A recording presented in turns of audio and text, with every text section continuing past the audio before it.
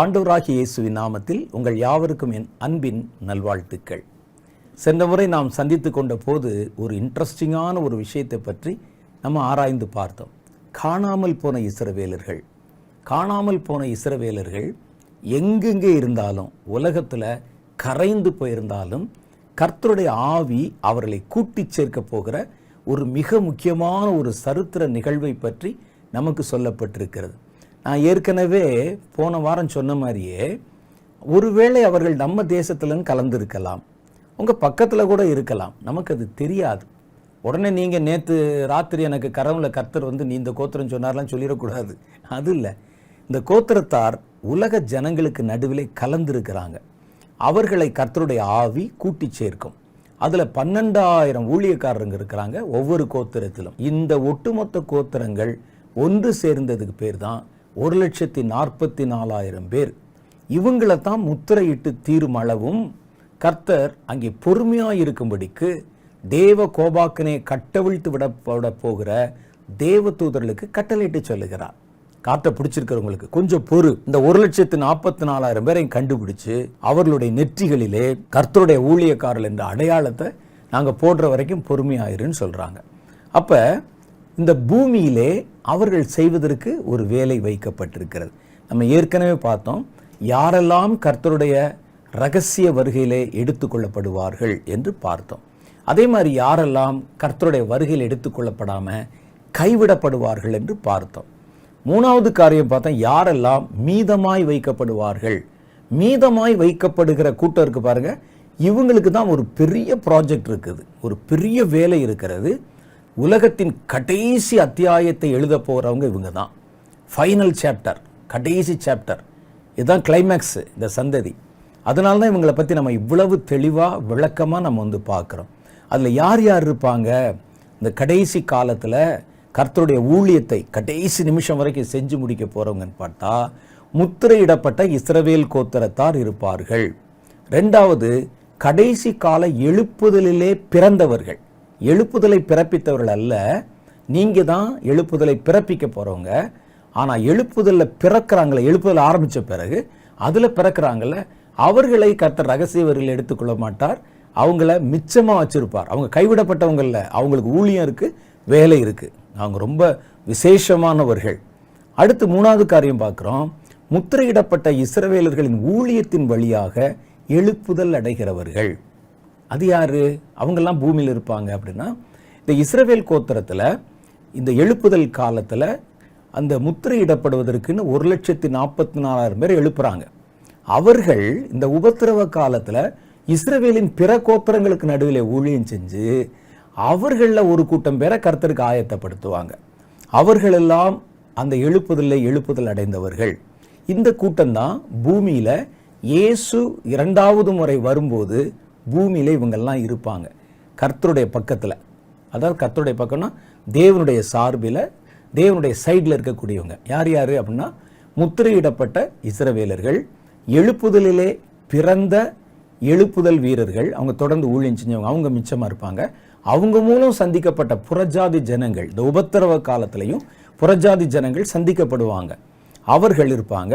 முத்திரையிடப்பட்ட இஸ்ரவேல் கோத்திரத்தார் இருக்காங்கல்ல, 1,44,000 பேர். இவங்க இந்த உபத்திரவ காலத்தில் இஸ்ரவேல் கோத்திரங்களுக்கு நடுவில் ஊழியம் செய்வாங்க, இஸ்ரவேலர்களுக்கு ஊழியம் செய்வாங்க. அவர்கள் மூலம் இயேசுவை ஏற்றுக்கொண்ட இஸ்ரவேல் கோத்திரத்தார் இருக்காங்கல்ல, அவங்க இருப்பாங்க. எப்போ? இயேசு பூமிக்கு பகிரங்கமாக இறங்கி வரும் பொழுது. அப்போ நீங்களும் நான் எங்கே இருப்போம்? நாம் இயேசுவோடு கூட ரகசிய வருகையில் எடுத்துக்கொள்ளப்பட்டு இயேசு வரும்போது நாமும் திரும்பி வருவோம். இவங்கெல்லாம் பூமியில் மீதமாய் விடப்பட்டவர்கள் மிச்சமாக அங்கே இருப்பாங்க. ஓகேயா?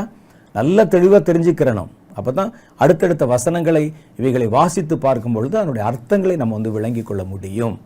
இந்த 7வது அத்தியாயத்தினுடைய ரகசியம் ரொம்ப பெருசு. இந்த அதிகாரத்தில் தான் இஸ்ரவேலர்கள் முத்திரையிடப்படுகிறார்கள். இதுவரைக்கும் இந்த இடைப்பட்ட காலத்தில் இஸ்ரவேலர்களை பற்றி செய்தியே நம்ம படிப்பதில்லை. இந்த சபையின் காலத்தில், புதிய ஏற்பாட்டின் காலத்தில் இஸ்ரவேலர்களுக்கு இம்பார்ட்டன்ஸே இல்லை. நீங்கள் நல்லா பார்த்தீங்கன்னா பழைய ஏற்பாட்டில் முழுசும் இஸ்ரவேலர்களுடைய செயல்பாடுகள் தான். அதில் புறஜாதிகளை பற்றின செய்தி குறிப்புகள் ரொம்ப குறைவு. மற்ற நாட்டை பற்றியெல்லாம், இந்தியா பற்றி ஏதாவது இருக்கா பாருங்களேன். ஏதாவது ஒரு இடத்துல இந்து தேசம் போட்டிருக்கோம், அவ்வளோதான். மற்ற எங்கேயுமே காரியங்களை நீங்கள் எங்கும் பார்க்க முடியாது. இங்கே என்ன நடந்தது, இங்கே யார் இருந்தாங்க, இங்கே தீர்க்கதரிசி எழும்புனாங்களா, அதை பற்றியெல்லாம் தெரியாது நமக்கு. பழைய ஏற்பாடு முழுசும் யூதர்களை மையமாக வைத்து, இஸ்ரவேலர்களை மையமாக வைத்து, அவருடைய ராஜ்யம், அவருடைய கலாச்சாரம், அவர்களுக்கு நேர்ந்த காரியங்கள், அந்த இனம் என்ன பண்ணுச்சு, இதை பற்றி தான் பழைய ஏற்பாடு முழுசும் எழுதியிருப்பாங்க. புதிய ஏற்பாடு வரும்பொழுது நீங்கள் பார்த்தீங்கன்னா யூதர்களை பற்றின செய்தி ரொம்ப குறைவு. யூதர்களை பற்றி ஒன்றுமே இருக்காது. இந்த யூதர்கள் என்னன்னாங்க, அவங்க எங்கேயோ அங்கே இருக்கிற அந்த ஆலயத்திலேயோ அங்கே இருக்கக்கூடிய இடத்துலையோ அவர்கள் ரபிமார்களாக இருந்து அங்கே இருக்கக்கூடிய யூதர்களுக்கு அந்த பிரமாணங்களை கற்றுக் கொடுப்பது, இது மாதிரி ஏதோ செஞ்சிட்டு இருப்பாங்க போல். இப்போ நீங்கள் இஸ்ரேலில் போய் பார்த்தா கூட நீங்கள் பார்க்கலாம், நீண்ட தாடி வளர்த்த ரபிமார்களை பார்க்கலாம். அவங்க உட்காந்து குழந்தைகளுக்கு, இஸ்ரேல் தேசத்தைச் சேர்ந்த யூத குழந்தைகளுக்கு நியாயப்பிரமாணத்தை, கர்த்தரை பற்றி சொல்லி கொடுத்துட்டு இருப்பாங்க. ஆனால் அவங்கள பற்றி பைபிள்லையோ தேவனுடைய கிரியைகளுக்கு அடுத்த சரித்திர குறிப்புகளோ எதுவும் ஒன்றும் சொல்லப்படலை புதிய ஏற்பாட்டு காலத்தில். ஆனால் அதை வைத்து நம்ம என்ன நினைச்சிட்டோம் அப்படின்னு கேட்டால், யூதர்களுடைய சரித்திரம் முடிந்தது, யூதர்களுக்கும் கர்த்தருக்கும் இடையில் இருக்கிற பந்தம் முடிந்தது, அது பழைய ஏற்பாட்டு காலத்தோடு முடிஞ்சிருச்சு. இது நம்ம வச்சிருக்கக்கூடிய ஒரு அபிப்பிராயம். ரெண்டு அபிப்பிராயம் வச்சிருக்கிறோம். யூத இனத்துக்கும் தேவனுக்கும் இடையில் உண்டான உறவு முறிந்து விட்டது. யூதர்கள் இயேசுவை மேசியாவாக ஏற்றுக்கொள்ளாததுனால கர்த்தர் அவர்களை தள்ளிவிட்டார். யூதர்கள் இயேசு சிலுவையில் அறையப்படுவதற்கு முன்னால இந்த நீதிமானுடைய இரத்தப்பழி எங்க மேலையும் எங்க பிள்ளைகள் மேலையும் இருக்கட்டும்னு சாபத்தை கேட்டு வாங்கிட்டாங்க. ஒரு தேவனுடைய இரத்தத்தை சிந்துவதற்கான சாபத்தை கேட்டு வாங்கிட்டாங்க. கர்த்தர் அவர்களை தள்ளிவிட்டார். அவர் நடுவில் ஒரு கிரியைகளும் இல்லை. அவர்களை பற்றின எந்த குறிப்புகளும் புதிய ஏற்பாட்டு காலத்தில் அதிகமாக சொல்லப்படவில்லை. அப்படிப்பட்ட காலகட்டத்தில் யூதர்களுக்கும் தேவனுக்கும் இடையில் இருந்த உறவு புதிய ஏற்பாட்டு காலத்தில் முறிந்து விட்டது, இனி அது ஒன்று சேராதுங்கிறது நம்ம வச்சிருக்கிற ஒரு தப்பான அபிப்பிராயத்தில் ஒன்று. ரெண்டாவது நம்ம என்ன வச்சிருக்கிறோன்னா, இஸ்ரவேலின் பல கோத்திரங்கள், 10 கோத்திரங்களும் காணாமல் போயிட்டாங்க, இனி அவர்களை கண்டுபிடிப்பது முடியாது, அவங்களுடைய சரித்திரமும் அதோட கூட முடிஞ்சு போச்சு அப்படின்னு நம்ம நினச்சிக்கிட்டு இருக்கிறோம். ஏன்னா யூதர்களை கொண்டு கர்த்தர் வைத்திருந்த சித்தம் என்ன அப்படின்னா, அவர்கள் வழியாக இயேசு இந்த உலகத்துக்கு வரணும். வேதத்தில் சொல்லுகிறது, ரட்சிப்பு யூதர் வழியாக வரும். இயேசுவே சொல்லியிருக்கிறார். ஆமாம், ரட்சகர் யூதர் வழியாக வருவாங்க. அதான் இயேசு வந்துட்டாரே. அதுக்கு பிறகு இந்த யூத இனத்தினுடைய முக்கியத்துவம் தேவனுடைய பார்வையிலே முடிந்து போய்விட்டது என்று நம்ம நினைச்சிருந்தோம். இனி அவர்களை கர்த்தர் தனிப்பட்டு அழைத்து அவங்க கையில் ஒரு ஊழியத்தை கொடுத்து, முந்தியெல்லாம் பார்த்தீங்கன்னா யூதர்களை அழைத்து தான் பேசுவார். யூதர்களை உட்கார வச்சு தான் நீ இதை செய்யணும் அதை செய்யணும்னு திட்டங்களை கொடுப்பாங்க யூத இனத்தாருக்கு. எல்லாம் பழைய ஏற்பாட்டு காலத்தில். புதிய ஏற்பாட்டு காலத்தில் யூதர்களுக்கு கர்த்தர் எந்த திட்டம் எந்த காரியம் ஒன்றுமே இல்லை, தூரமாயிட்டாங்க அப்படின்னு நம்ம நினச்சிக்கிட்டு இருந்தோம்ல. அவர்களுக்கு கர்த்தர் இந்த நம்பிக்கைகள், நம்ம வச்சிருந்த இந்த அபிப்பிராயங்கள் எல்லாம் இந்த அதிகாரத்தில் சொல்லப்பட்டிருக்கிற வசனம் தவிடுபொடி ஆக்கி விட்டது. யூதர்களுக்கு மறுபடியும் ஒரு சந்தர்ப்பம் கொடுக்கப்படுகிறது. இதான் நமக்கு ரொம்ப ஆச்சரியமாக இருக்கிறது. கரைந்து போன, காணாமல் போன, உலக ஜனங்களுக்குள்ளே மறைந்து போன இஸ்ரவேலர்களும் தேடி கண்டுபிடிக்கப்பட்டு மறுபடியும் அவங்க கையில் ஒரு ஊழியம் கொடுக்கப்படுகிறது என்பதுதான் நமக்கு ஆச்சரியமான ஒன்று. மறுபடியும் அந்த யூத இனம் துளிர்த்து எழும்புகிற ஒரு காட்சியை வேதம் இந்த இடத்துல சொல்லுகிறது. இதெல்லாம் நம்ம வச்சிருக்கிறோம். தேவனுடைய ஜனங்கள் இந்த அதிகாரத்தில் தேவனுடைய ஜனங்கள் என்று பழைய ஏற்பாட்டு காலத்தில் பெயர் பெற்றிருந்தவர்களை அழைத்து கொண்டு வந்தாங்க. அவர்களுடைய கைகளில் ஒரு ஊழியத்தை கொடுப்பதற்கு அவர்களை கர்த்தர் தேர்வு செய்து கொண்டார். அப்படிங்கிறது நமக்கு ரொம்ப ஆச்சரியமாக இருக்கிறது. இவர்களை குறித்த காரியங்களை நம்ம சில காரியங்களை நாம் தெரிந்து கொள்வது நமக்கு ரொம்ப நல்லது. இதில் யூதர்கள் இப்போ நிறைய இருந்தாலும், இஸ்ரவேல் கோத்திரத்தார் பல இடத்துல நிறைய பேர் செதறி இருந்தாலும், கர்த்தர் அவர்களிலே இந்த ஊழிய அழைப்புக்கென்று 12,000 பேரைத்தான் தேர்வு செய்கிறார்.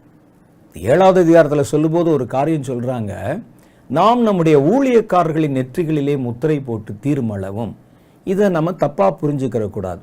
என்ன தப்பாக புரிஞ்சுக்கிற கூடாதுன்னா, இவங்கெல்லாம் அட் ப்ரெசன்ட் ஊழியம் செய்கிறாங்க போல இருக்கு. யூத இனத்தில் ஊழியம் செய்கிற ஊழியக்காரர்களுடைய நெற்றிகளை முத்திரை போட போகிறாங்கன்னு நீங்கள் தப்பாக புரிஞ்சுக்கிற கூடாது. அதனுடைய அர்த்தம் அப்படி இல்லை.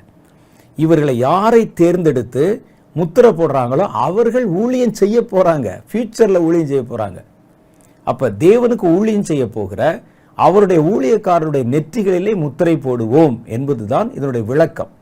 நீங்க உடனே இந்த ஒவ்வொரு கோத்திரத்துக்காரர்களும் இப்ப ஊழியம் பண்றாங்க போல இருக்கு, 1,44,000 பேர், அவர்களை கண்டுபிடித்து கர்த்தருடைய தூதர்கள் முத்திரை போட போறாங்க அப்படின்னு நம்ம தப்பா நினைக்கக்கூடாது. யாரை முத்திரை போடுகிறார்களோ அவர்கள் தான் ஊழியக்காரர்கள். இனிமே தான் ஊழியக்காரர்ல மாற போறாங்க. கர்த்தர் பல இடங்களில் பார்த்தீங்கன்னா எதிர்காலத்தில் என்னவா வரப்போதோ அதை முன்பாகவே சொல்லி கர்த்தர் நம்மை அழைப்பார். அது நல்ல உதாரணம் சொல்லணும்னா இந்த கிதியோனுடைய வாழ்க்கையை நீங்கள் பார்க்கலாம். கிதியோனை பார்த்து பராக்கிரமசாலி என்றார். கிதியோன் பயந்து போய் எதிரிகள் வந்து விடுவார்கள், நம்முடைய விளைச்சல் எல்லாம் கொண்டு போயிடுவாங்கன்னு பயந்து போய் வீட்டுக்கு பின்னால கதிர்களை அடித்து கொண்டிருந்தான், போரடித்து கொண்டிருந்தான். அந்த நேரத்தில் ஒரு தேவதூதன் வந்து பராக்கிரமசாலி என்றார். எப்படி இருக்கும் பாருங்க. அவர் அழைத்த போது கிதியோன் பராக்கிரமசாலி இல்லை, ஆனால் அவன் அழைத்த பிறகு கிதியோன் பலசாலியாக மாற்றப்பட்டான். அதே மாதிரி தான் இந்த யூதர்கள், இந்த இஸ்ரவேல் கோத்திரத்தார் இப்போ ஊழியம் செய்யல. அவருடைய யாருடைய நெற்றிகளை முத்திரை போட்டாங்களோ அவங்க ஊழியம் செய்ய போறாங்க. அவர்கள் தேவனுடைய கடைசி கால ஊழியத்தை நிறைவேற்ற போகிறார்கள். அப்போ இவங்களை எப்படி அடையாளம் கண்டுபிடிப்பாங்க அப்படின்னு பார்த்தா, இந்த இஸ்ரவேல் கோத்திரத்தில் பக்தி உள்ள கோத்திரத்தார் நிறைய ஜனங்கள் இருக்கிறாங்க யூதர்களில். அந்த யூதர்களில் பக்தியோடு இருக்கிறவங்க, பக்தினா இயேசுவின் மேலே இல்லை, தேவன் அவங்களுக்கு சொல்லி கொடுத்த பிரமாணங்கள் இருக்குல்ல, அதில் பக்தியோடு இருக்கிறவங்க, அவர்கள் நடுவிலே கர்த்தர் தனக்கென்று 12,000 பேரை அவர் தேர்வு செய்ய போகிறார். இவங்களுடைய ஊழியம் எங்கே நடக்கும் அப்படின்னு கேட்டிங்கன்னா ரொம்ப ஆச்சரியமாக இருக்கும். பக்தியாக இருந்த இந்த இஸ்ரவேலர்கள் பழைய ஏற்பாட்டு சட்டங்களுக்கு உட்பட்டு பக்தியாக இருந்திருப்பாங்க. கர்த்தர் கொடுத்த கட்டளைகளின்படி நடப்பாங்க. இயேசு இன்னும் ஏற்றுக்கொள்ளலவங்க யாரு? இந்த 12,000 பேர். இந்த முத்திரை போட்ட பிறகுதான் அவங்க இயேசுக்குன்னு கர்த்தருடைய காரிய சித்தத்தை நிறைவேற்ற ஊழியம் செய்ய போறாங்க. இப்போ அவர்கள் பக்தி உள்ளவர்களாக இருக்கிறார்கள். பக்திக்குரிய மார்க்கத்தை நாடி எது உண்மையான சத்தியம் என்பதை எதிர்பார்த்து காத்திருக்கிறாங்க. வேத வசனங்கள் வார்த்தைகள் மூலம் அவைகளை தெளிவாய்க்க தெரிந்து கொள்வதற்கு அவைகளை ஆராய்ந்து கொண்டிருக்கிறாங்க. இப்போ அப்படிப்பட்ட கூட்டத்தில் இருந்துதான் கர்த்தர் 12,000 பேரை அவர் எடுத்துக்கொள்ள போகிறார். இவர்களில் யாரும், இந்த 1,44,000 பேர் முத்திரை போட்ட யாரும் ரகசிய வருகையிலே போக முடியாது. ஏன் போக முடியாது அப்படின்னு சொன்னா, ரகசிய வருகை என்பது கர்த்தருடைய சபைக்கானது. சபை என்றால் நான் ஏற்கனவே சொன்னேன், சபை என்றால் கர்த்தருடைய இரத்தத்தினாலே சம்பாதிக்கப்பட்ட பேர் தான் சபை. அப்ப அதில் இருக்கிற ஒவ்வொருவரும் இயேசுவின் இரத்தத்தினால சம்பாதிக்கப்பட்டவர்கள், இயேசுவின் இரத்தத்தினாலே கழுவப்பட்டவங்க, இயேசுவின் இரத்தத்தினாலே அடையாளம் விடப்பட்டவர்கள். இவர்கள் கூட்டி சேர்க்கப்பட்ட அமைப்புக்கு பேர் தான் சபை.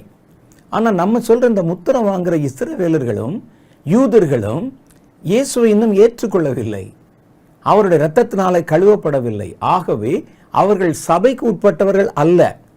அப்ப சபைக்கு தானே கர்த்தருடைய ரகசிய வருகை வருது. அப்ப இவர்களை கர்த்தர் எடுத்துக்கொள்ள போவதில்லை. ஆனால் இவர்களை முத்திரை போட்டு பாதுகாக்க விரும்புகிறார்.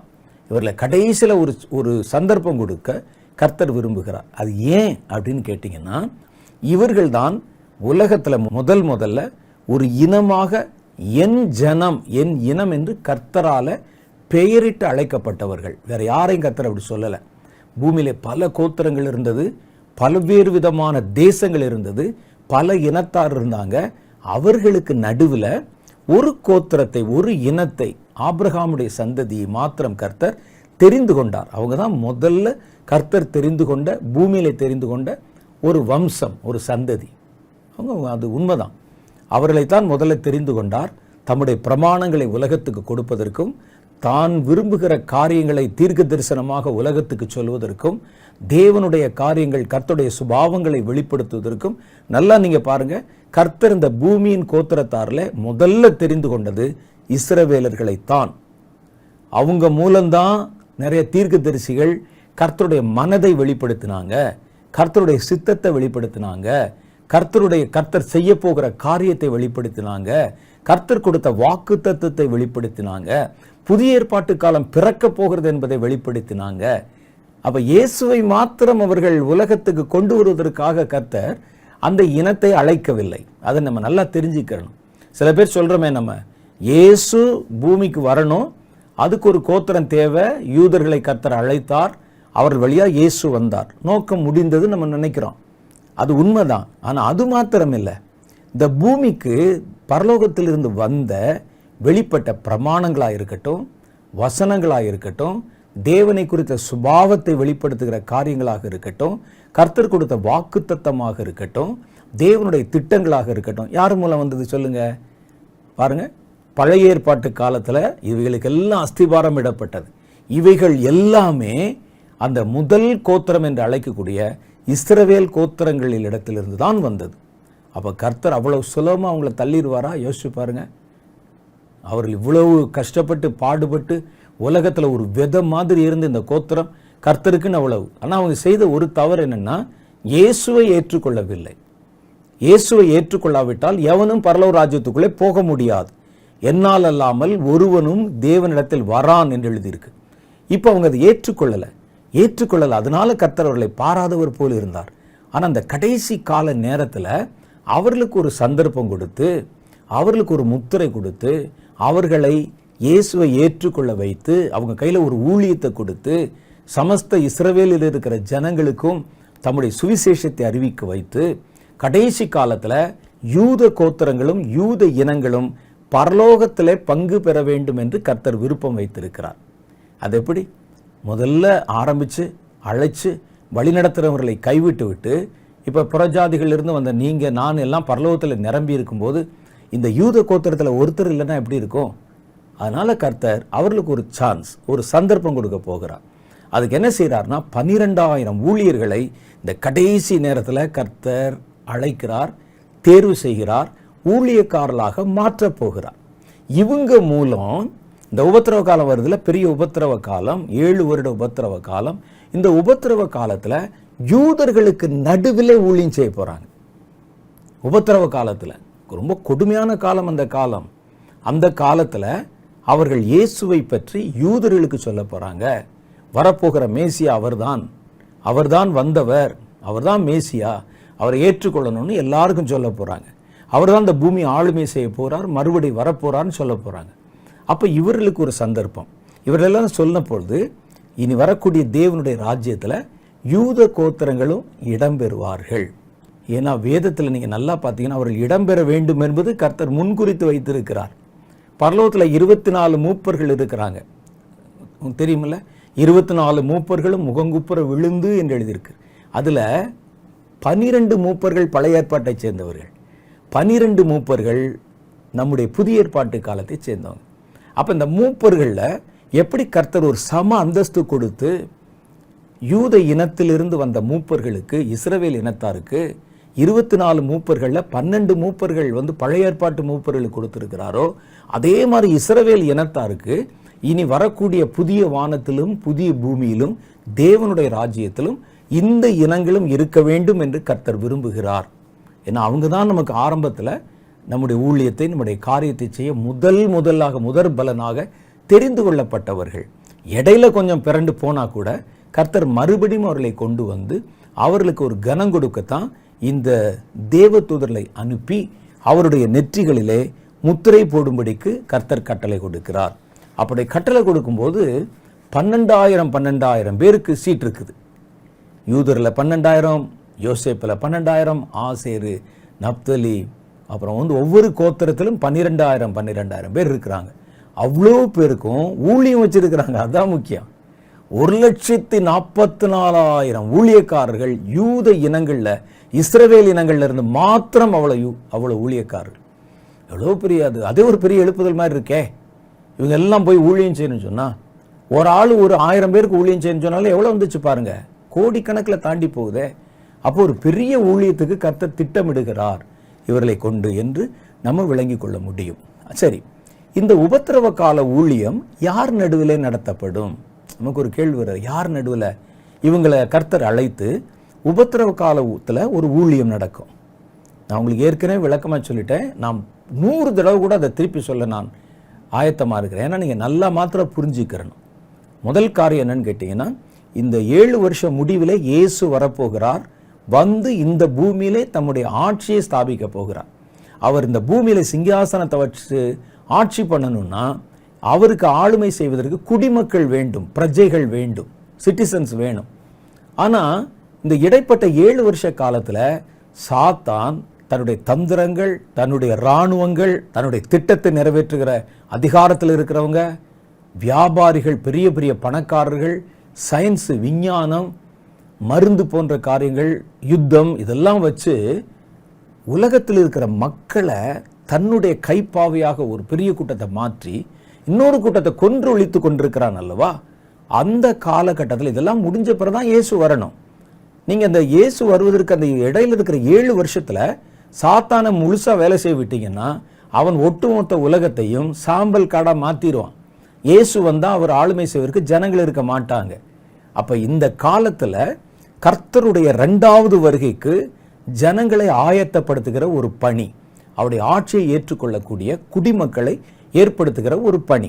இந்த குடிமக்கள் யார் யாருன்னு சொன்னால், புற இனத்தை சேர்ந்தவர்கள், இந்தியா, சைனா, ஜப்பானு, அந்த மாதிரி பல தேசங்கள் எல்லாவற்றை சேர்ந்த ஜனங்கள் ஒரு கூட்டம், ஒவ்வொரு தேசத்திலேருந்தும் ஒரு கூட்டம் அவருடைய வருகையிலே அவருடைய ஆட்சியை ஏற்றுக்கொள்ள பிரஜைகளாய் அழைக்கப்படுவாங்க. அதே மாதிரி இஸ்ரவேல் கோத்திரத்தில் இஸ்ரவேல் ஜனங்கள் நடுவிலையும் ஒரு பெரும் கூட்டத்தை அவர் வரும்பொழுது அவருடைய ஆட்சியை ஏற்றுக்கொள்ள வைக்க அவருடைய இருதயத்தை கர்த்தர் நோக்கி திருப்புகிற ஆட்க வேணும். அப்போ பாருங்க, இஸ்ரவேல் கோத்திரத்துக்கு மாத்திரம் 1,44,000 ஊழியர்களை கர்த்தர் அலாட் பண்றார். அப்போ எவ்வளோ பெரிய கூட்டத்தை அவர் கருத்தில் வைத்து வேலை செய்வார் என்பதை உங்களுடைய எண்ணத்துக்கு நான் விட்டு விடுகிறேன். அந்த கோத்திரத்தார் எங்கெங்க இருக்காங்களோ அங்கெல்லாம் போய் அதுக்கு மாத்திரம் 1,44,000. சரி, மற்ற புறவினத்தாருக்கு அது கடற்கரை மணாலத்தனையா? இந்த எழும்புற எல்லாமே ஊழியக்காரனாக தான் இருப்பான்.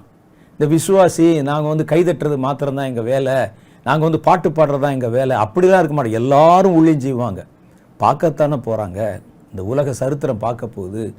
நீங்களும் பார்ப்பீங்க. பரலோகத்துலேருந்தா பார்க்க மாட்டோமா? நம்ம பூமியில் என்ன நடக்கும் பார்ப்போம், நடக்கும். அப்போ இதெல்லாம் பெரிய ஒரு காரியம் வருகிறது. அப்போ இந்த உபத்திரவ காலத்து ஊழியம் யார் நடுவிலே செய்கிறாங்க அப்படின்னு பார்த்தா, யூதர்களில் அந்தி கிறிஸ்துவின் ஆட்சியை ஏற்றுக்கொள்ள மறுக்கிறவர்கள். அவன் மேலே ஒரு சந்தேகம் இருக்கும், அவரை ஏற்றுக்கொள்ள மாட்டாங்க. அவனுடைய ஆட்சியினால் கஷ்டப்படுறவங்க, பாதிக்கப்படுறவங்க, இந்த ஆட்சியிலிருந்து விடுபட முயலும் மனிதர்களுக்கு நடுவில் இந்த கடைசி கால ஊழியம் இருக்கும்.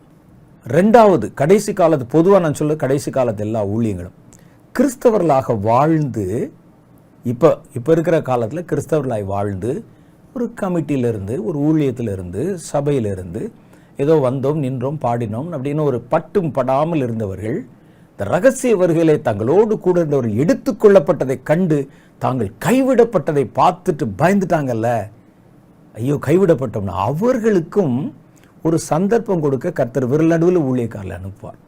கைவிடப்பட்டாச்சு ஒரு முறை, அடுத்த முறை இயேசு பகிரங்க வருகையில வரும்போதாவது நீங்கள் அந்த வருகையிலே காணப்படணும், குடிமக்களாக இருக்கணும். ஆனால் இந்த தடவை விட்டுறாதீங்கன்னு அவங்களுக்கு சொல்றதுக்கு ஒரு கூட்டம் ஊழியர்கள் வருவாங்க. அந்த நேரத்தில் இயேசுவை ஏற்றுக்கொண்டால் கூட அவர்களுக்கு தேவனுடைய ராஜ்யத்தில் ஒரு இடம் இருக்கும் என்பதை கருத்தில் வைக்கணும். அடுத்து அவர்களுக்கு இன்னொரு சந்தர்ப்பம் கொடுப்பதற்காக காரியங்களை செய்கிறாங்க. அடுத்து உபத்திரவ காலத்தில் இருக்கும் இஸ்ரவேல் ஜனங்களுக்கு நடுவில் கர்த்தருடைய ஊழியத்தை செய்வதற்கு ஊழியக்காரர்கள், அதான் அந்த 1,44,000 பேர். யூதர்களுக்கு என்னாச்சு அப்படின்னு நீங்கள் கேட்கலாம். அவர்கள் என்ன செய்வாங்கன்னு கேட்டால், நாம் ஏற்கனவே வாசித்தறிந்திருக்கிறபடி அந்தி கிறிஸ்துவினுடைய ஆட்சிக்கு அவங்க தான் பின்புலமாக இருந்து உதவி செய்வாங்க. அவர்கள் அந்தி கிறிஸ்துவை உண்மையான மேசியா என்று நம்புவார்கள்.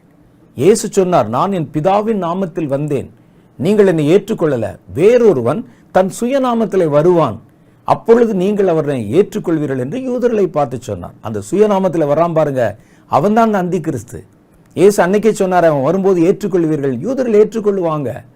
இப்பவே பாருங்க, யூத விஞ்ஞானிகள் தான் பின்புலத்தில் நின்று இந்த உலகத்தை வேறொரு பரிமாணத்துக்குள்ளே கொண்டு வருவதற்கு உதவி செய்கிறவங்க. இப்பவே நீங்க யூதர்களை சாதாரணமாக இடம் போடக்கூடாது. அவங்களுடைய சயின்ஸ், அவங்களுடைய ஞானம், அவங்க வச்சிருக்கிற காரியங்களை வச்சு இப்பவே நவீன உலகத்திற்கும் ஒரு உலக அரசாங்கத்திற்கும் இவர்களுடைய பங்களிப்பு ரொம்ப பெருசு.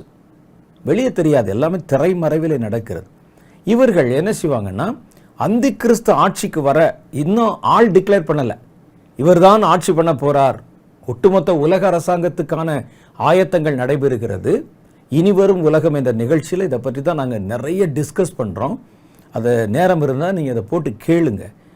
இனி வரும் உலகத்தில் ஒரு உலக அரசாங்கம் அதை அமைப்பதற்கு இப்போவே என்னென்ன ஆயத்தங்கள் நடைபெறுகிறது அப்படின்னு நிறைய செய்திகள் இருக்கிறது. இப்போவே அந்த முழு உலக அரசாங்கம் அமைக்கப்படுவதற்கு உண்டான ஆயத்த பணிகளில் 70-75 விழுக்காடு பின்னால யூதர்கள் தான் இருக்கிறார்கள். யூத வியாபாரிகள் இருக்கிறாங்க, யூத விஞ்ஞானிகள் இருக்கிறாங்க, யூதர்களில் இருக்கிற பெரிய பெரிய சௌகரியவான்கள் இருக்கிறாங்க. இவங்க என்ன செய்வாங்கன்னா, இப்போ இதுவரைக்கும் இவர்தான் ஆளுமை செய்ய போறாருன்னு அந்த ஆளை டிக்ளேர் பண்ணலை. ஆனால் ராஜ்யத்துக்கு டிக்ளேர் பண்ணுறாங்க, ராஜா வேணும்னு சொல்லலை. இந்த ராஜா இன்னார் என்று தெரிந்த உடனே அவனுக்கு இவங்க எல்லாம் முட்டு கொடுக்க ஆரம்பிப்பாங்க, அவனுடைய கையை உயர்த்தி பிடிக்க ஆரம்பிப்பாங்க. அந்த ஆட்சியை உலகம் முழுதும் ஒரு சிஸ்டமேட்டிக்காக கொண்டு வரணும், ஒருத்தன் தப்பக்கூடாது, உலகத்தில் இருக்கிற இந்த ஆட்சி தான் உலகம் முழுவதும் வியாபித்திருக்கணும் என்பதற்கு இந்த யூதர்களில் பெரும்பான்மையான பேர் அவனுக்கு உதவி செய்வாங்க.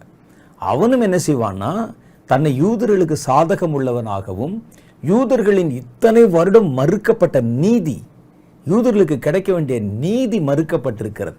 இன்னைக்கு ஐநா சபை வந்து விட்டது, உலகம் வந்து விட்டது, உலகத்தில் பல்வேறு விதமான மாற்றங்கள் வந்து விட்டது. ஆனால் யூதர்கள் தாங்கள் இழந்த இடத்தை இன்னும் பிடிக்க முடியல பாருங்க, தேவாலயத்தை இன்னும் பிடிக்க முடியல பாருங்க.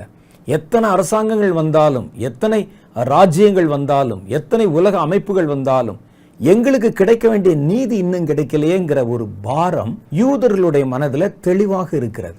ஆனால் இந்த அந்தி கிறிஸ்து அதை பயன்படுத்தி கொண்டு, இதுவரைக்கும் யாருமே செய்யாத ஒன்று, உங்களுக்குடைய உரிமையை மறுபடியும் உங்களுக்கு நான் திரும்ப கொடுப்பேன், நீங்கள் இழந்ததை திரும்ப பெறுவீர்கள், அந்நியர்களுடைய கால் வைக்கப்பட்டிருக்கிற இடத்தெல்லாம் நான் மீட்டு உங்களுடைய பழைய இஸ்ரவேல் தேசத்தை நான் உங்களுக்கு தருவேன் அப்படிலாம் வாக்குத்தத்தம் பண்ணி, எல்லாவற்றுக்கும் மேலாக நீங்கள் ஆராதனை செய்வதற்கான ஆராதனை ஸ்தலத்தை நான் உங்களுக்கு தருவேன் அப்படின்னு சொல்லி அவங்க கையில் தானே இப்போ எல்லாம் அதிகாரம் இருக்குது. யாரும் எதிர்த்து பேச முடியாது.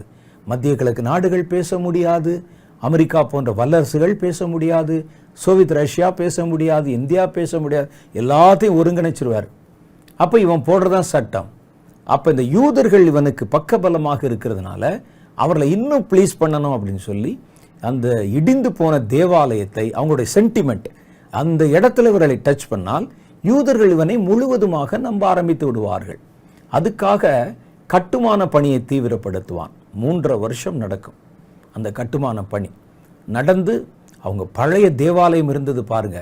தேவாலயத்தில் பார்த்தீங்கன்னா சாலமோன் காலத்தில் ஒரு தேவாலயம் கட்டப்பட்டது, அதுக்கு பிறகு ஏரோதின் காலத்தில் ஒரு தேவாலயம் கட்டப்பட்டது. இடைப்பட்ட காலங்களில் தேவாலயத்தின் சிதிலம் அடைந்த பகுதிகள் மாத்திரம் நெகேமியாவின் காலத்தில் எடுத்து கட்டப்பட்டது, அலங்கங்கள், மதில் போன்றவைகள். ஆனால் முழுசும் இடிஞ்சு போன தேவாலயம் ஏரோதால் கட்டப்பட்டது. அப்போ சாலமோன் கட்டின தேவாலயத்தை விட ஏரோது கட்டின தேவாலயம் இன்னும் கொஞ்சம் அரணைப்பானதாக, பாதுகாப்பானது.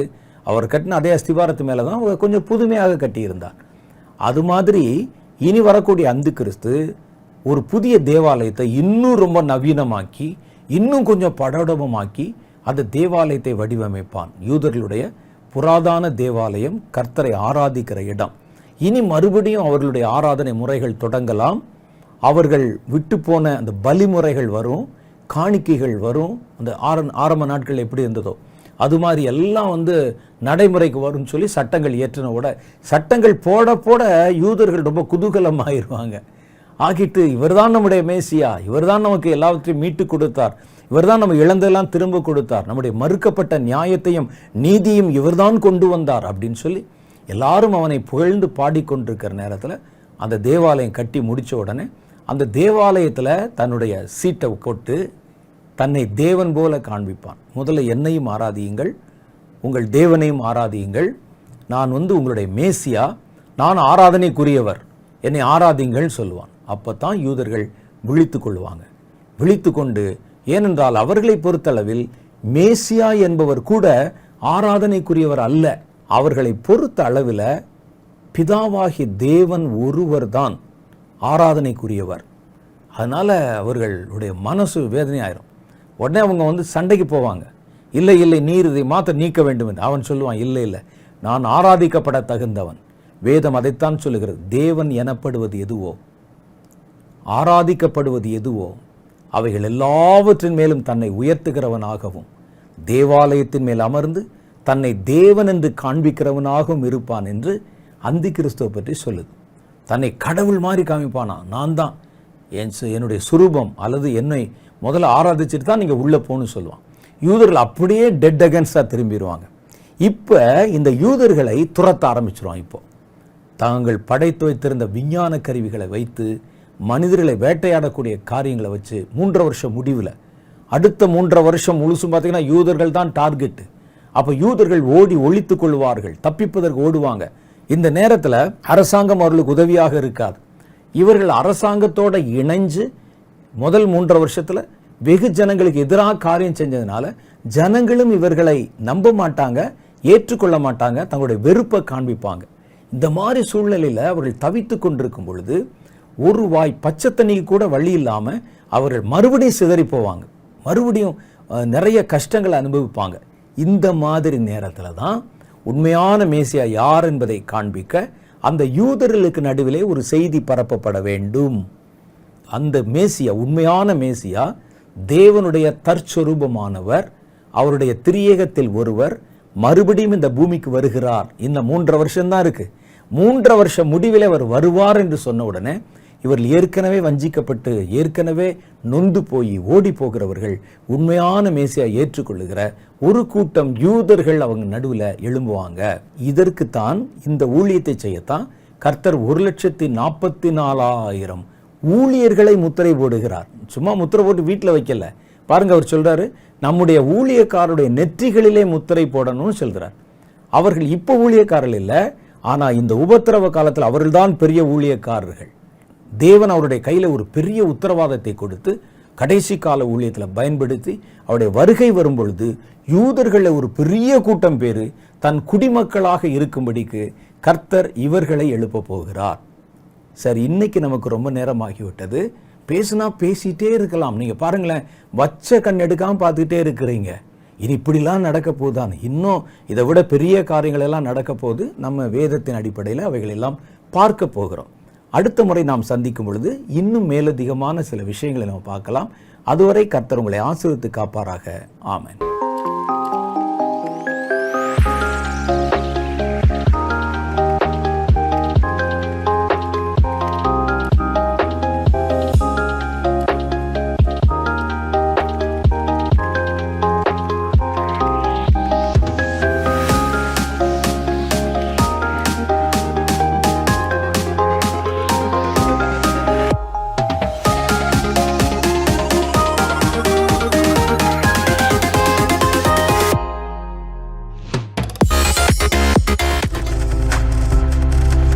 நீங்கள் பார்த்துக் கொண்டிருப்பது உங்கள் ஜாய் டிவி. உங்கள் துக்கம் சந்தோஷமாய் மாறும்.